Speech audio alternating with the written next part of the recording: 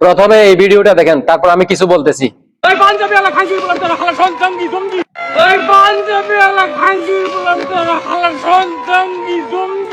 কিছু বুঝতে পারছেন?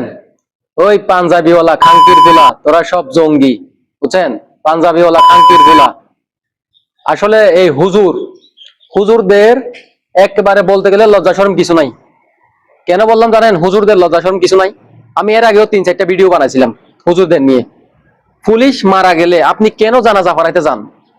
টুপিওয়ালা দেখলে, দাড়িওয়ালা দেখলে, পাঞ্জাবিওয়ালা দেখলে তারা এই হুজুরদের প্রতি যে পরিমাণ অন্যায় অত্যাচার করে, যে পরিমাণ নির্যাতন করে, তারপরেও পুলিশ মরার পরে আপনারা ঠিকই কি ওর জানাজায় যান, জানাজা ফরান। বাংলাদেশের প্রত্যেকটা হুজুরের উচিত যে মারা গেছে সে আগে কি কাজ করতো এটা দেখতে হবে।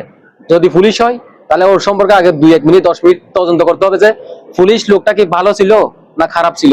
যদি পুলিশ লোকটা হুজুর দেখলে তার মাথার রক্ত গরম হয়ে যেত, তাহলে আপনি তার জানাজা পড়াবেন না। একবারে মুখের মধ্যে, মরা মানুষের মুখের মধ্যে থুতু মারা চলে আসবেন। আপনাদের তো লজ্জা শরম নাই? হুজুরদেরকে এত পরিমাণ নির্যাতন করে, তারপরেও আপনারা হুজুররা তাদের জানাজায় পড়ান, তাদের জানাজায় যান, তাদের জানাজা পর্যন্ত পড়াবেন না। এরা হচ্ছে শুয়োরের ঘরে শুয়োর। এই পুলিশেরা হচ্ছে, পুলিশের কোনো মানবতা নাই। দাড়িওয়ালা টুপিওয়ালা দেখলে তাদের মাথা ঠিক থাকে না। জঙ্গি ফ্যান ফ্যান।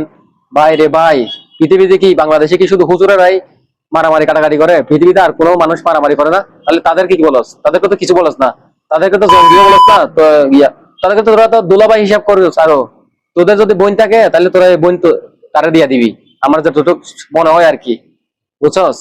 আমি হুজুরদেরকে লাস্ট আবারও বলতেছি, এরকম পুলিশ যদি মারা যায় তার সম্পর্কে কয়েক মিনিট আগে তদন্ত করবেন। হ্যাঁ, কিরকম পুলিশ আছিল, ভালো পুলিশ আছিল, খারাপ পুলিশ আছিল। যদি দেখেন যে খারাপ পুলিশ আছিল, তারা জানাজা পর্যন্ত পড়াবেন না।